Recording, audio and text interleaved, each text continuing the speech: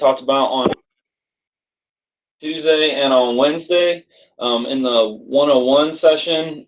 Just kind of like I don't use a lot of technology to teach. I'm really uncomfortable with the idea of moving to an online learning environment. I don't know kind of where to go or what to start with. So this is going to build on that knowledge. I'm going to touch on some things I've talked about in other webinars a little bit, but then I'll also try to keep it relevant to that kind of group that I'm trying to teach to in this specific one. All right, so if it's the wrong thing for you, don't just sit around and listen to me for an hour. You know, if it's wrong, just close out and send me an email, or if you're trying to find specific information, that might be better for you. So feel, no pressure to stay on or whatever. My first thing is always an expectation versus reality, because I feel like we need that when we're talking about online learning. And his gift is hilarious. Oh my gosh, I could see like my friends doing this still to this day. So this is great. But this is kind of what I think about when I think about online learning. Like, we have a great plan in place, and then day one's going to hit, and we're going to run right into the stockpile. So, just somewhere in between perfection and absolute disaster is kind of where we're trying to land right now, I think, with this whole thing. So just a little thing. Okay, before I get super into what we're going to talk about, I'm going to share with you the Southwestern landing page for all this. So if you just go to the home page, open to the public, just regular old page, and you click on the sidebar to navigate, you're going to see coronavirus right here. And if you click on that, there is so much information now, food distribution and tech tips and parent information, general information. This is mainly for the public, but feel free to take whatever you need from here. Just some great information. And then inside of the for staff only part, if you go in here, you can find these resources a lot of different places in the in-house website on the for staff only, but the easiest place is to just click on this big green link right here. But there's also some resources down here. And when you click on this, you've got kind of K8, 912, some other resources. I know different departments throughout the district office have been working tirelessly to kind of gather all this together. And so it keeps growing I would be shocked if I went there later today and it was the exact same thing. There's no way. They're going to keep adding to it. So it's pretty awesome, pretty good stuff. So if you need something, feel free to check those or reach out to somebody. And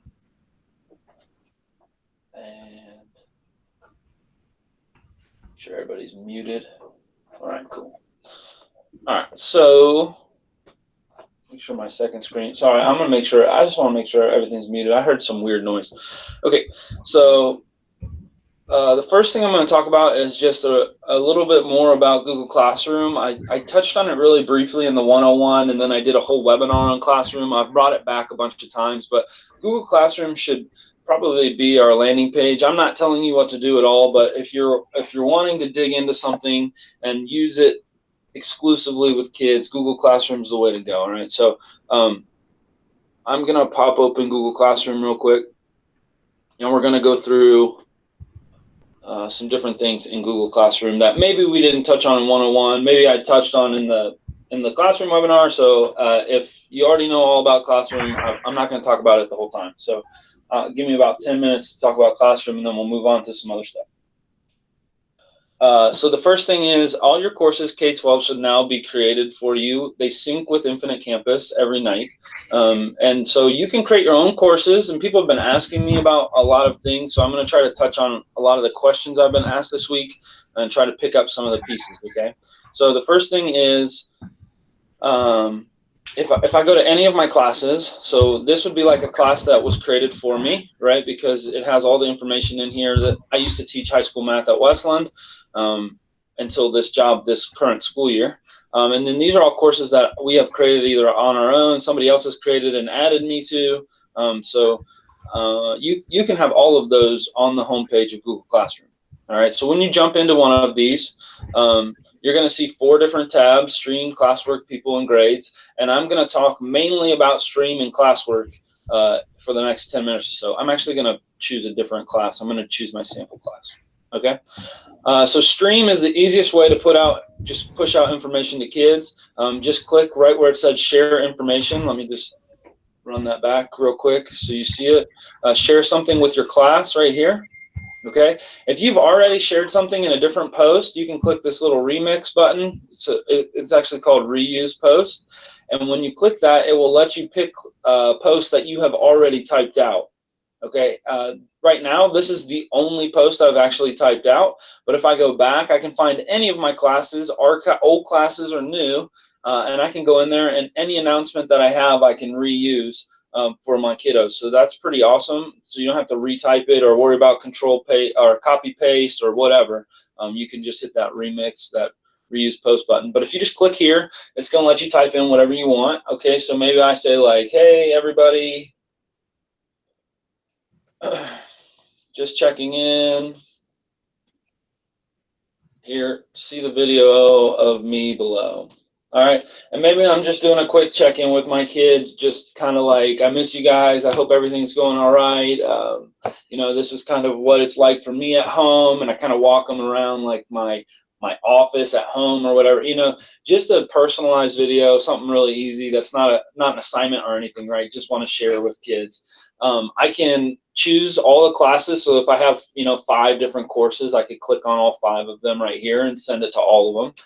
And if I was doing something for a specific group of students, under this All Students tab, if I click on that, it will let me choose which students in this class I want to choose. So let's say I just want to send this to Alex. I'm worried about Alex, you know, he's at home. Maybe he's on here, I don't know. But I just want to send it to Alex, and then it will show up in his stream, and that's it. Tyler will never know that I sent that to Alex, right? So I'll leave that as all students.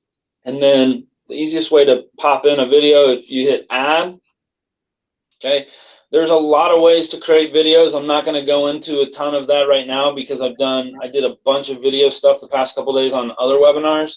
But let's say you had a video and it was in your Google Drive, maybe you use Screencastify or something. I could go find that video and just attach it, right? So I'm actually going to go look for a video real quick just so you can see what that looks like. So I've organized my folders probably differently than you, but I'm going to find that Screencastify folder. Maybe this is the video I wanted to share with them, right? So I'm going to hit add, and it's just going to pop up right there. All right, and then when I hit post, that's going to show up on their stream. Most of our students aren't going into the settings wheel of Google Classroom and turning off email notifications. So almost every student, when you hit post, they'll see it in their classroom, but they'll also get an email notification. I know a lot of our younger kids have never used email, but at least there are 2 points of contact when you hit post on Google Classroom. And then the other point of contact that you will get on Google Classroom is with the parent, the guardian summary. I'm sorry, not parent, guardian summary, whoever the guardian is. So they would get that depending on what they set up. They could set it up as daily or weekly, but they would have to accept that summary. And I've gotten a ton of questions on the guardian summary. We're going to send out clear documentation about all of that. If guardians haven't added or wanted to add or couldn't add or whatever the situation may be, we'll clear all that up for you. I don't have the exact answer for you right now. I'm not going to act like I do, but I'll have that cleared up for you by the end of the day about guardian summaries. All right, so if you're on here just for that, I'm sorry, you're going to be disappointed. All right, so if I hit post, I can do that. I can also schedule a post out. So if I wanted to send this out to them tomorrow morning, I could do that, right? I just wanted to make it ahead of time and schedule it. So that's really nice. Cool.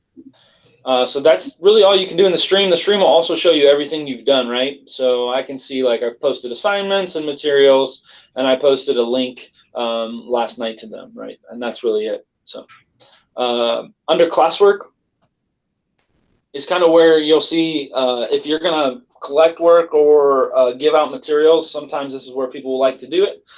So let's just walk through this Create tab real quick, and then we're going to jump to some other tools.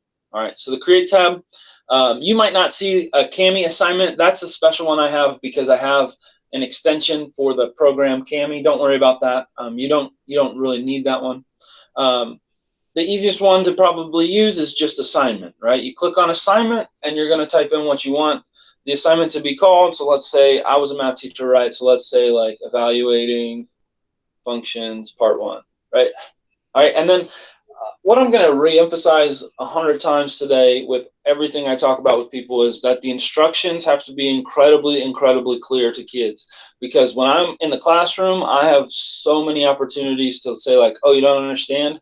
Let me re-explain, right? And now I don't really have that built-in opportunity, and that would be really, really hard for me, because it's really easy for me to communicate with people face to face or talking it out to them, and it's a lot harder for me to get my communication out via chat, via text. Okay, so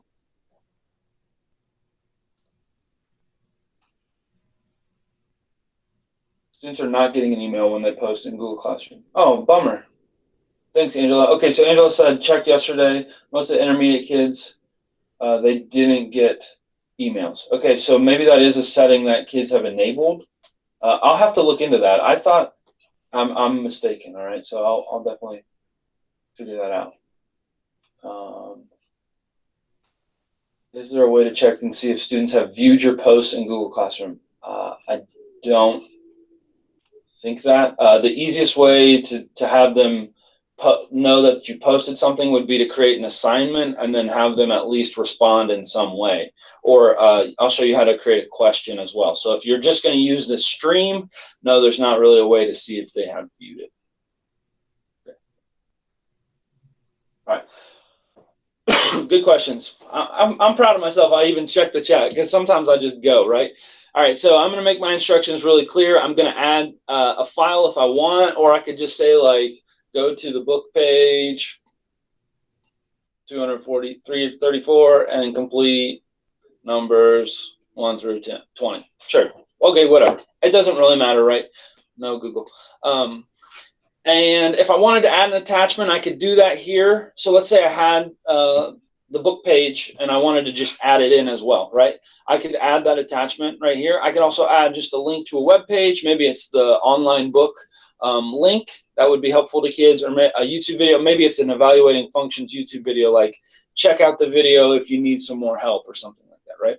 So I'm just going to act like I had this evaluating functions document that I wanted to share with my kids. Okay, so let's say that this is the evaluating functions document. I can give them 3 different options when I go to share this with them. I can let them either view it, edit it, or make a copy for each of them.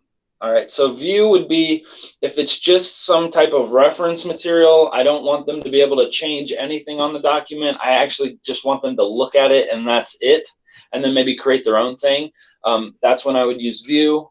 There's probably other cases, but I'll just give you a case for each one. Edit would be like everybody's going to be editing the same document. So a lot of times how I've seen that being used is there'll be like a name for each kid, and they'll like write in what their response under their name, right? But every kid can edit everywhere.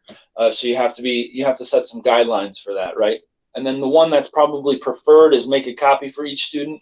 What happens is when you assign that, Google makes a copy for each one, and in doing so, then they can edit their own copy, and then they can turn that back in. All right. And I actually have a little screenshot of what it looks like for them to turn things back in too, so I can show you that. All right, so I'm going to assign it to my sample class, just my sample class, but I could pick any of my classes here. I can pick my students. So this is great. Like if you're an intervention specialist or you're an EL teacher and you're just targeting a specific group of kids, we can just assign your assignment to your caseload or whoever your group is, right? Your specific targeted instruction. So that's really nice. I'll show you how you can add yourself as a co-teacher in just a second. I can make it ungraded if I'd like, but if I'm going to give them an assignment, most kids want some type of point value, even if it's just like, hey, you did it, you get 100 points. I mean, this isn't synced to like Infinite Campus Gradebook or anything, so, 100 points, cool, I used to tell kids all the time, like, they'd be like, how much is this worth? And I'd say like 5 million. And they never called me on it, so that's good. But if one of them called me on it, then I've probably been in trouble. But they never called me on it. I always just made ridiculous point values and then put it in the grade book how I so decided. But maybe a terrible teaching strategy. Set a due date for them. Most of these assignments, I'd probably give them a couple days or a week or so. You know, I wouldn't give them, I wouldn't assign it on Monday morning and be like, it's due Monday at noon. That's going to be really hard for some kids to make that happen depending on their home life. And then topic. So topic is a really great way to organize your Google Classroom. So let's say that evaluating functions it was actually radical functions, right? So I'm going to put it under my radicals topic. Okay. And let's say I'm just going to assign it just so you can see what it looks like. I can also schedule an assignment if I want to. All right. So now what kids will see under radicals is they'll see that there's evaluating functions. It's due on March 23rd. All right. Let me jump to, I want to show you what I mean when I say students can upload to an assignment. So hold on one second. I got to find this picture. I should have been prepared for this, but I wasn't. Apologize. See if I can find it. It won't take me just a second. So, you know, shouldn't be too bad. Maybe. I feel like this is it right here. This screenshot. So what kids will see on their student view is they'll see an opportunity to upload a file, and they can either upload the file that you already made a copy of it for them, or they can upload whatever they want. They can upload a photo, they can upload, it could be anything, right? So it doesn't have to be like a Google Doc or a Google slide or anything. It could be a photo. It could be like a picture of their work, right? They can just upload that. They could take their Chromebook and take a picture of their work with the Chromebook and upload it. Kids are really resilient and creative. They'll be able to figure that out, right? If you would say like, take a picture of your work and upload it. And if kids have problems, you know, we can join together. We can make sure they get that figured out. So don't be afraid to say those types of things. It doesn't have to be like a Google Doc or something that they are uploading.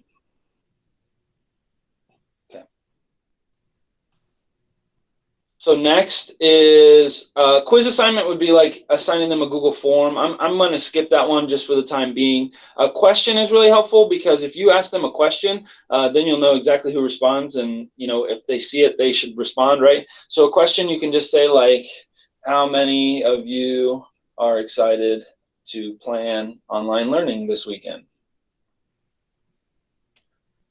Explain why or why not, right? Okay, so I could ask them this question, and then I can either give them short answer or multiple choice. I can give them specific instructions. I would try. It's optional, but I would try. And then I can do the same things over here. Set the due date, set the topic. And then down here, if you do a short answer, they can reply to each other, which is kind of cool. If you want to create some type of like asynchronous chat room style thing, discussion board type thing, right? Like we're going to create a discussion board like I did in my online classes in college. You know, that was always an assignment. You know, respond to 3 people's posts or whatever. That was always an assignment, right? And then give them the opportunity to edit their answer as well.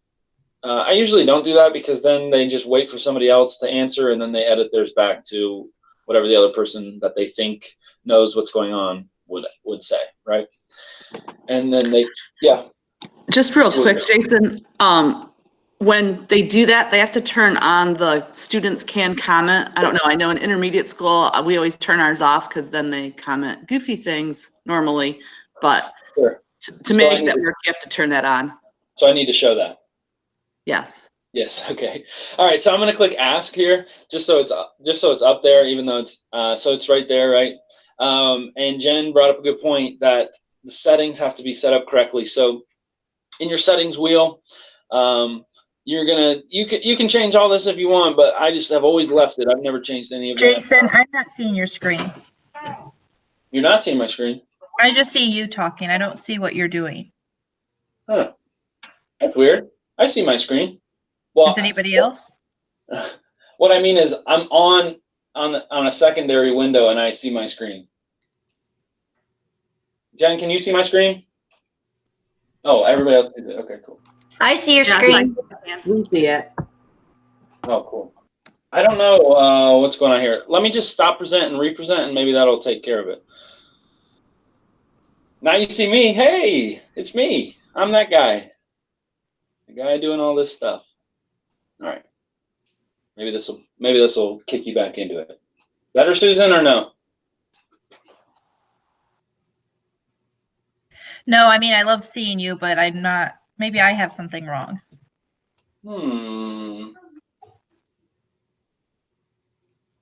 Kevin gives up a good point. If you go to people and you pin my screen, so let me show you that real quick. If you go to people, geez, 70 people. You can find my screen right here, and if you click on the little down arrow, you can actually pin my presentation to the screen. So that might help you out. It's a good tip. Thanks, Kev. Yes, thank you. I had the wrong one pinned. Oh, nice.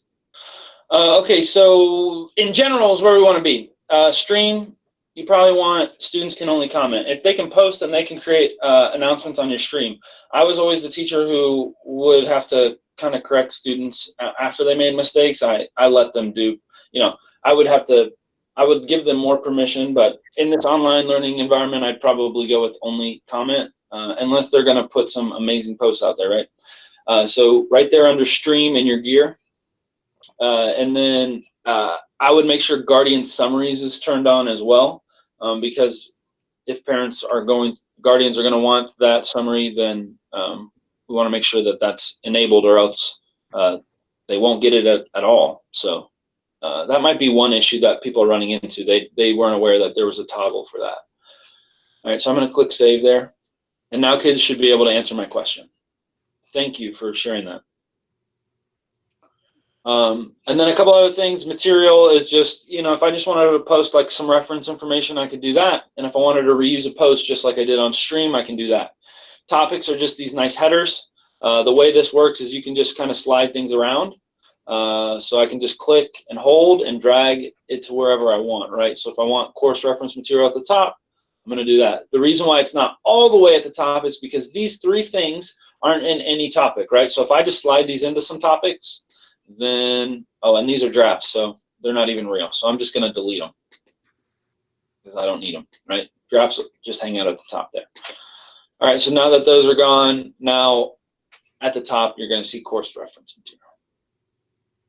All right, so that's kind of like the nuts and bolts of Google Classroom.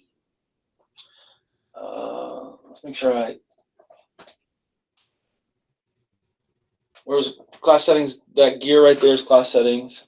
So you just click it, you can set them and forget them, right? I will say if you have multiple sections of kids, make sure you set it for each section, right? So go into, because this is for my sample class settings, right? So I want to go to each one of my classes, and the easy way to do that is just to click right here, and you can get to all your classes right here, and then go to the gear. Class, go to the gear, and set them all the same. The last thing is under the people tab, we can talk about co-teachers real quick. I'm not going to talk about the grade book of this. It's a thing. I'm just not going to talk about it. If you really want to learn more, I would love to jump on a meet, just, you and me or a couple other people, and we can go through the grade book if you'd really like. People. So you can add anybody that's inside of SWCSD domain to teacher or student. All right. So if I want to add a student, that's a student that's not in my class for whatever reason to my class, I can do that as long as I use their school email. I could also add a teacher as a student into a class, even if it's a class we've already created, right? I can't add a guardian at all. I don't have that. We don't have that permission enabled because of our sync. We sync all of our guardian emails from Infinite Campus. So if a parent or guardian doesn't have an email in Infinite Campus, it won't come over to Classroom. We know it's not a perfect system right now, and that's why I'm just going to keep saying, I promise there will be some documentation coming out about guardian summaries, because I keep getting questions about it. But that's how it's set up right now. Under teachers, I can add anybody I would like. So let's say I want Jen to be part of this as well, right? As long as I use their SWCS email, I can invite them to become a co-teacher with me. They have the same, so now Jen has the same privileges once she accepts this invitation in her email. She has the same privileges as me. She could stream whatever, classwork, anything, right? She has the same privileges as me. We're both the teacher of record on this Google Classroom. But the nice thing is if you put your EL, your TESOL teachers, you put your intervention specialists in here, they could send assignments to their targeted groups, which is really nice. Okay, so they don't have to create yet another class for a kid to check. I know it's in the view, but it might be nice for them just to see it show up, and then they're done.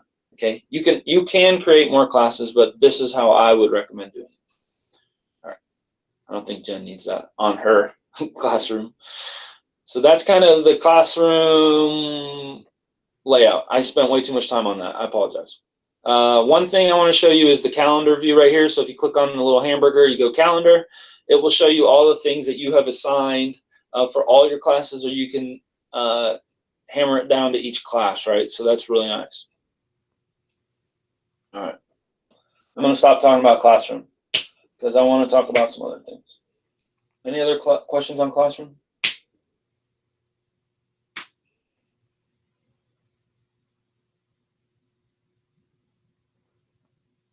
All right, cool. So I'm going to show you just a little thing that shows up in Google Drive and Gmail and in Calendar that maybe you've never noticed before. That might be helpful for you just organizationally when you're doing some work. So let's say I'm in Gmail, right? All right. You might have this side panel might be hidden from you, right? Is there anybody that doesn't have this side panel in Gmail? I think it's native, but I guess I didn't check into that. If you don't have that, we'll figure out why. But I think everybody has this side panel. When you show it, it's going to give you a couple different things, and you can add more. But the ones I use are Calendar, Google Keep, and Tasks. My Google Assistant hates me right now. All right. So if, let's say I'm working in my email and then somebody says like, hey, I want you to do this for me. And you're just like, I just want to put that in my Google Calendar because I've never done this whole work from home thing.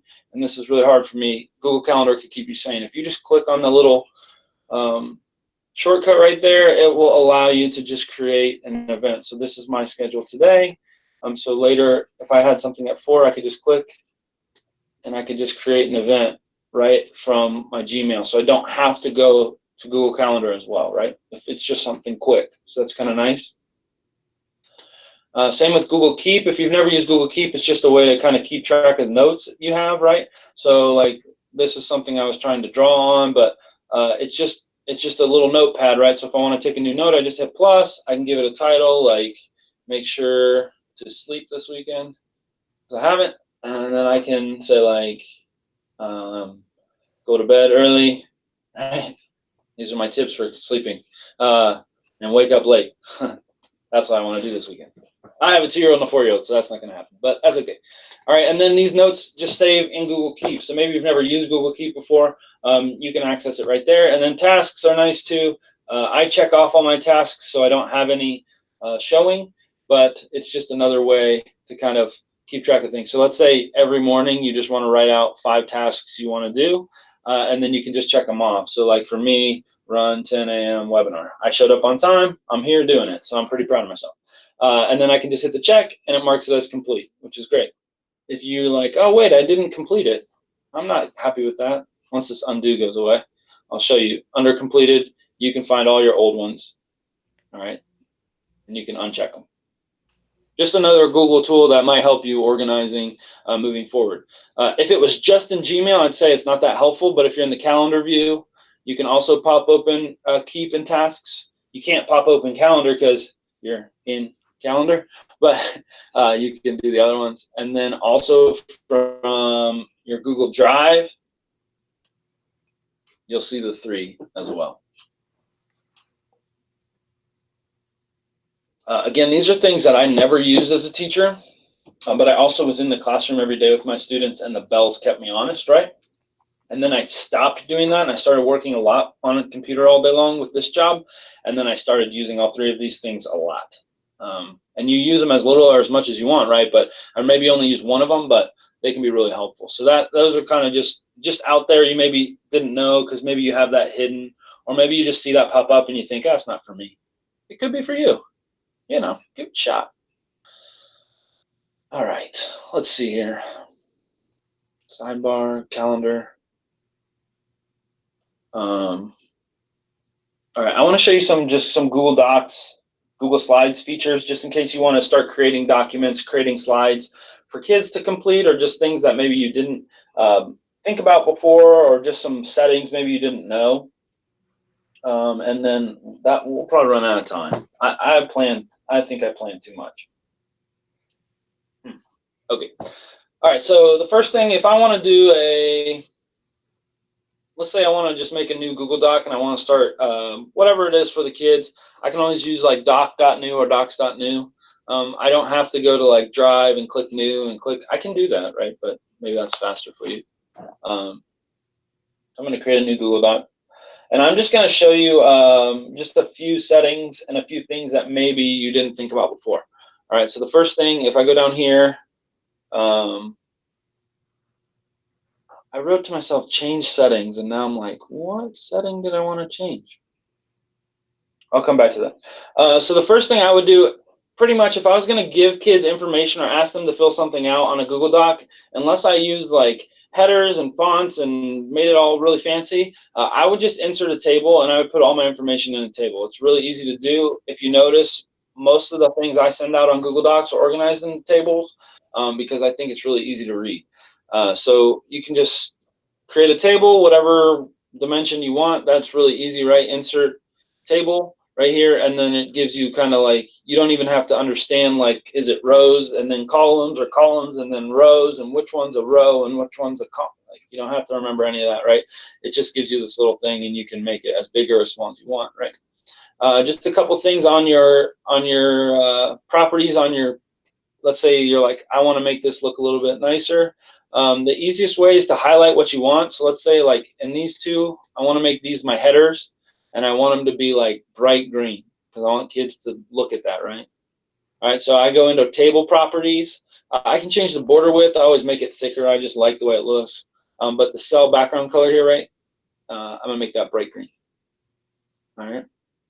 So there's a lot of settings here. If you use Microsoft Word for a long time, the settings are similar but a little bit different. So it takes a little bit getting used to, right? Okay, and now those are background colored, nice and bright. So then I can make my, whatever I want. I could say like information and then responses, right? Probably should make that a larger font as well. Okay. And then I can start tabbing in information. I know we kind of touched on that in the one-on-one session, so I'm not going to go over that a ton, but I do want you to know, like, if you want to put in an image here, you don't have to go find the image or download the image or anything. As long as it's on Google Images, right? You just search the web and you can find it right there, and you can just add it right in. So let's say I wanted to do something on puppies. Let's see. I want to find a cute. Oh, this guy, he's so cute. All right, and I just drag it over, right? There's the information I want my kids to respond to. So that's really easy to do, and it's right there. Insert image, right? Okay. Let's say you're like trying to create something. You could also use Google Drawings. I'm not going to touch on that tool a lot, but you could also create like a drawing, and then you could just insert it straight from here. So it's kind of a cool tool as well. And then link is really helpful for YouTube videos or articles or things like that you want kids to go to. All right. One tool that I think a lot of people probably know of, but just in case we didn't, is the voice typing tool. So I'm just going to click on it, and then I'm going to start talking about it, and you'll see how accurately it picks it up. So the voice typing tool works. Oh, I have to click to speak. The voice typing tool works pretty well, and if you struggle to type, then this may be the way you want to go, period. I know my mom always uses voice typing when she texts, and she gets it pretty right, but this does really well, period. So if you use voice typing already, maybe when you text with your phone or whatever, this could help you out, save you a lot of time, right? Because now you can just say your instructions. You might not be able to type the way you speak, but now you can type the way you speak, and it gives you just an opportunity, right? And then another tool that's built into Google Docs is script editor. We're going to talk about coding. No, I'm just playing. We're not going to talk about coding. Is translate document. Ignore the script editor comment. We're not talking about coding today. Translate document. You can translate your document into like all languages, whatever Google Translate has, right? So if you needed that in a pinch, you know, for whatever reason, you don't have a bilingual assistant, or you can't get an interpreter, or you just need, you know, whatever you need, right? You can translate, or you can show your kids, they can always translate too, right? So that's helpful. Built into Google Docs, you can't get rid of that if you wanted to. It's there, right? So, and I know it's not perfect. I know, I'm aware. All right, so those are just a couple tools that are there. I want to show you a document that I work on. I work with the building tech coaches, the BTCs. That's who's answering all your chat questions. I want to show you this bookmarking tool because it's really helpful.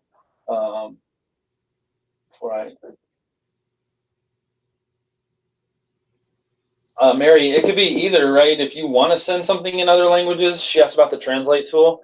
You could send something in another language if you wanted, or you could just instruct kids that it's there and that if they need it, they could use it, right?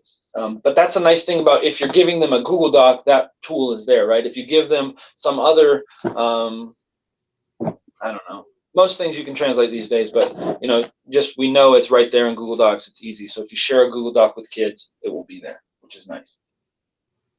Okay, I want to show you these bookmarks. So I'm going to pop open this thing I've been working on this week and just show you what a bookmark is. And it's super easy. All right, so let's say you want to create some like menu board and you want bookmarks in there because you want kids to be able to go through. And I know I've maybe touched on this week, but I'm going to touch on it again. So all you do is you're going to just create your menu at the top, right? So here are the 5 webinars that I've taught that I felt like I needed to add in place for people to go find the tools if they needed them. All right, so those are the 5. So I just made this. I didn't link them to start. I just had it like this, right? So I'll actually unlink this one. I'll break that link. That's what it looked like to start, right? All of them. And then I just started making my tables. I made sure I put some images in there to make it easier to read for people. So if they recognize the image, they maybe didn't have to read the whole thing. They're like, oh, I know what that one is. Oh, I don't know what that one is. Okay. And when I do this, I'm going to create the same header, right? And then right here, I put a bookmark, right? All I did to get that bookmark, I'll show you. So I'm going to remove it. As I hit insert and bookmark. That's it. That's all I did. Now, it's not done yet, but there's only 2 steps. The first step is put the bookmark where you want people to end up, right? So I want people to end up at digital tools offering premium subscriptions.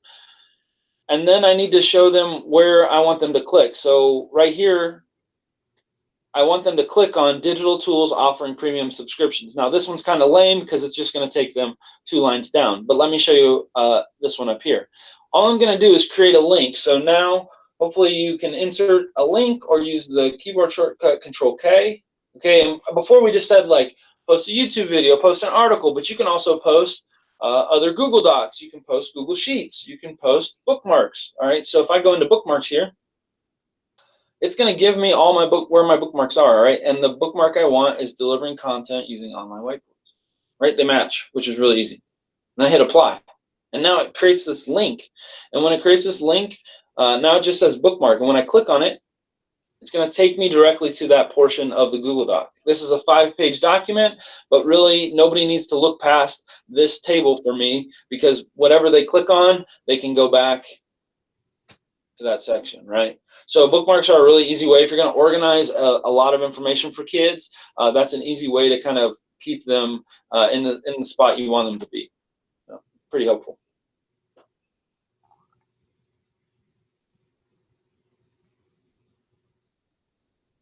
One other thing I want to show you guys is this thing called the version history. So if you have kids that are like, I deleted everything and it was there and now it's gone, or you feel that way yourself, go into File and click on Version History right here. Okay, and then we're going to go to See Version History. All right, so File, version history, and then we're going to go to see version history. And this tool is really helpful because let's say I was working on a document, I accidentally erased everything, I closed out, I came back in, and then I don't know where everything went. Like it was there and now it's gone. Or somebody edited my document I didn't know they had access to, right? Version history will show you all the times where anybody was logged on and editing, and then if you break this out, it will actually show you every single edit that was made on the version. Holy cow, look at all those edits, right? So let's say like this document was great on Tuesday. It's not great now, but it was great on Tuesday. If I click on Tuesday, it will show me what it looked like. This is all it looked like on Tuesday, okay? And then I can hit restore this version and it will bring it back to the old version. So if I screwed something up or I wanted an older version, I can do that. I can also make a copy of an older version and use it to like compare. So let's say I had like a rough draft and a final draft, but my student forgot to put in a rough draft.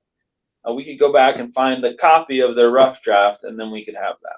All right. So if they're doing it all on a Google Doc, that's really nice. Just another feature that I feel like is really helpful.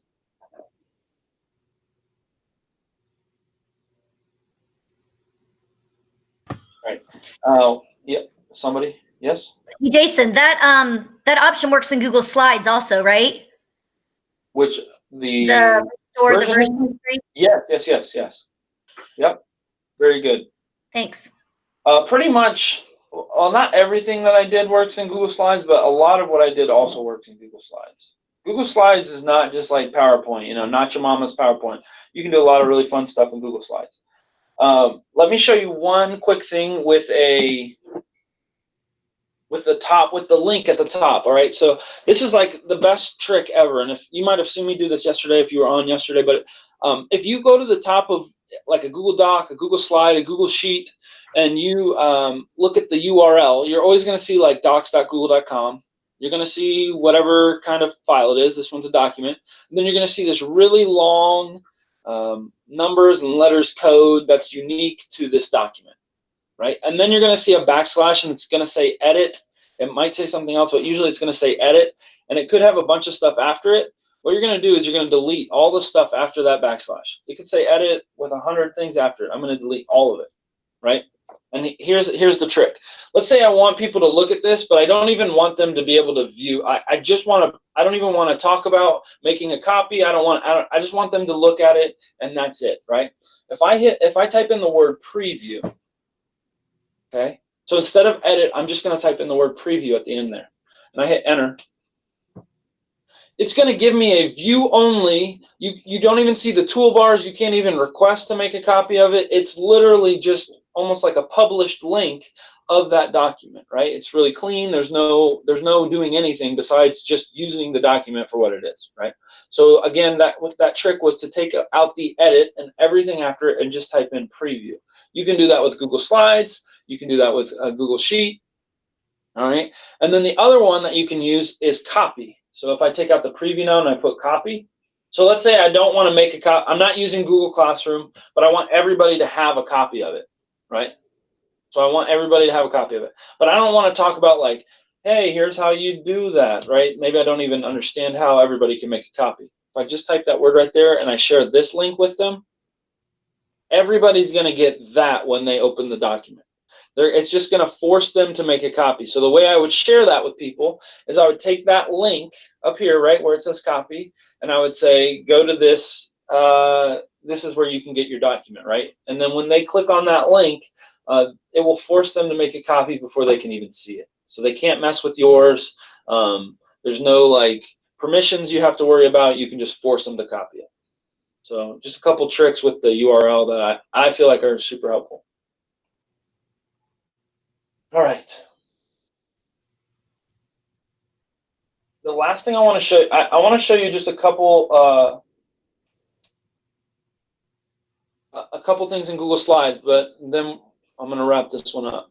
All right, so I'm just going to make a brand new slide presentation, slide.new.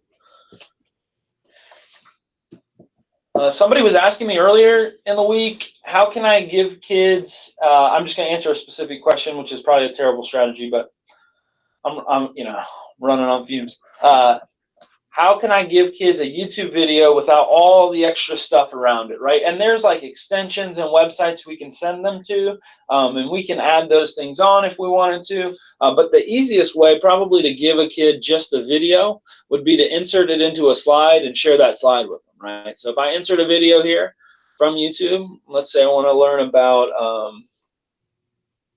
let's see, what do I want to learn about? Maybe I want to learn about some math stuff here, right?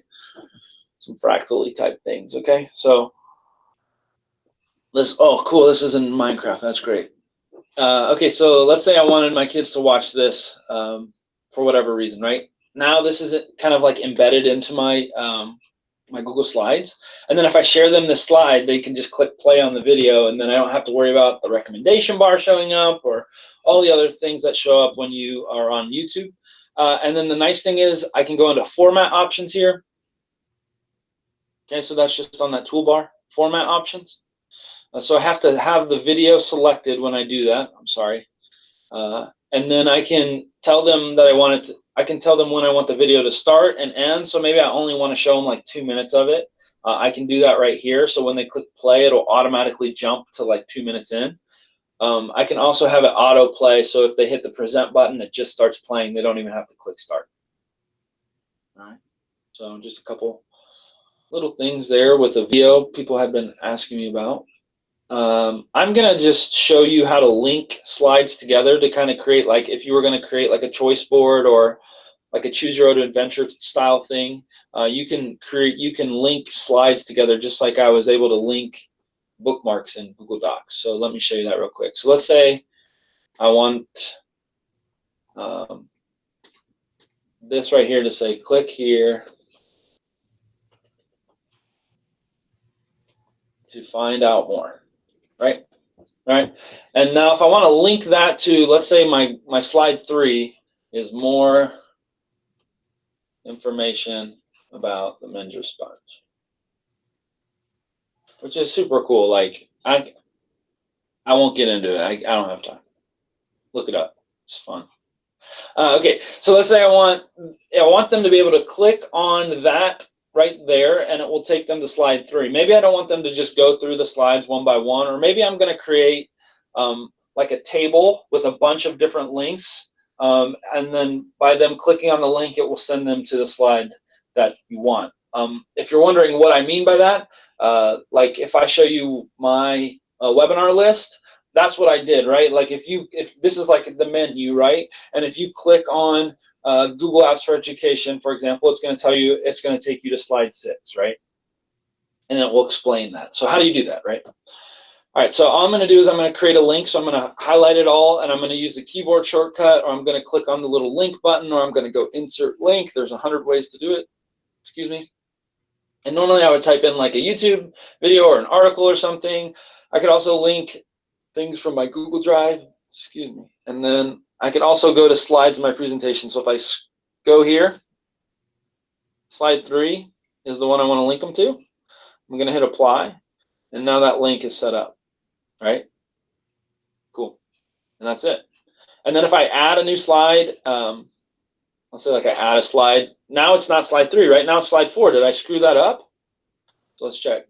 No, it's smart. It knows. All right, so it works with it, right? If you add slides in, it will stay with the slide that you originally connected to. Why would we want to do that, right? Let's say I want to give the kids, I don't want them to see like all the extra things with a Google Slides presentation. I just want them to see the slides and be able to click through, kind of like just they had to present it, right? If I use that same trick and I hit preview right here, it's after the edit, right? Or after the slash, I get rid of edit and everything after I put preview. Let me show you what that's going to look like for kids. Okay, so all they can do right here is toggle through slides, hit play if they want, but when they click on these links, it's going to instantly send them to the slide I want them to go to, and then maybe this slide can link to something else, right? So that's kind of the idea behind linking slides. It gives it a little bit more interactivity, and it wasn't too much work, right? It wasn't too horrible. I'm going to try to get back out of that preview screen.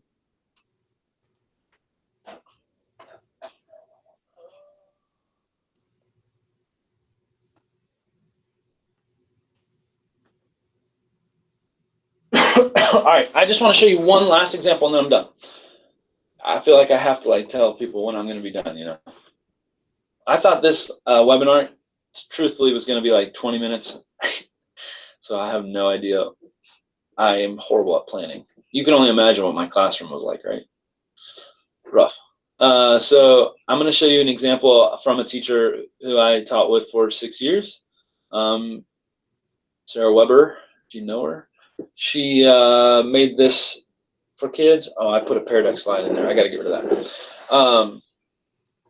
She made this for her students to kind of click through some old information that they, you know, they needed to review. So it was just kind of like, I don't want to just give them a worksheet. I want them to be able to click through on some different things. So she has linked each answer to a certain slide, all right, which takes some time. I understand that. And they're actually images, so you can link images as well. You just click on the image and do it just the same, right? So if I just hit, if I'm going to change this to preview, I'll show you what it does. All right, so I'm going to click on the answer that I think it is.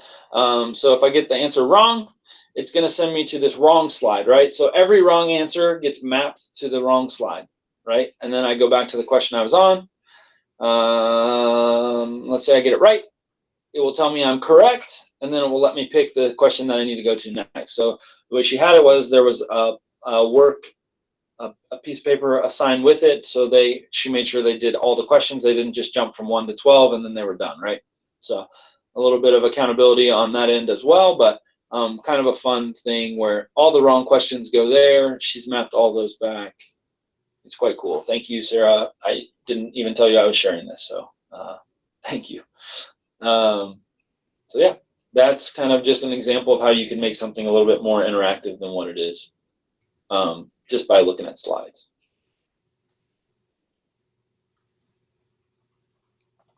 All right, I think, did I miss anything that I should cover? Man, we went right up to the time almost.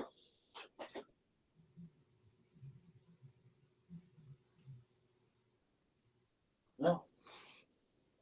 All right, y'all, there's 58 of you on before there's a mass exodus. Please, if you can fill out the feedback, you can type in that link.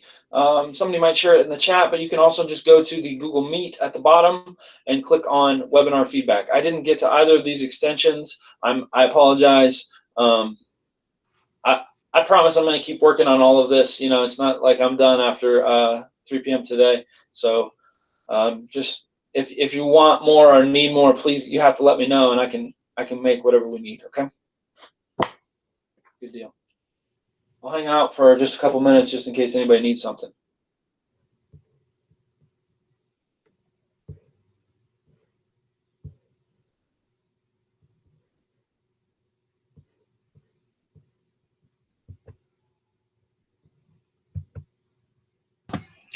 Jason, was there an attendance link? Were we supposed to sign up for attendance? Yes. Let me copy it over here. Oh, Okay. Thanks, Jen. I think Jen just put it in. All right, thanks. Yep. Julie, I won't be doing any K1 specific chats because I was a high school teacher and I don't feel like I can offer that specific clientele. But I would love, I have a lot of building tech coaches who have been working all week on K1 specific things, so we might organize something in the future. I would love to say I would be qualified to do that, but I don't know if I am. K1, please. I know K1. I know. This is like drinking from a fire hose, but I would just go with what you're comfortable with. If I was a K1 teacher, I would just try to, give the kids opportunities to do some learning, not on the computer. You think about how much they're on the Chromebook in the week anyways, it's probably not a whole ton in K1, right? So, if we can give them just some videos to watch or just some videos of us. My daughter's 4 years old and her preschool teacher sent her a video and she was wigging out. She was so excited, right? Teacher's like walking around her house showing shapes or whatever. And my daughter loved it. So I think those kind of things in this time are the most important. That's my 2 cents though. That's just me, right? So We'll look into K1. I'll reach out to some people that know way more than me, right? A lot of people know way more than me, so.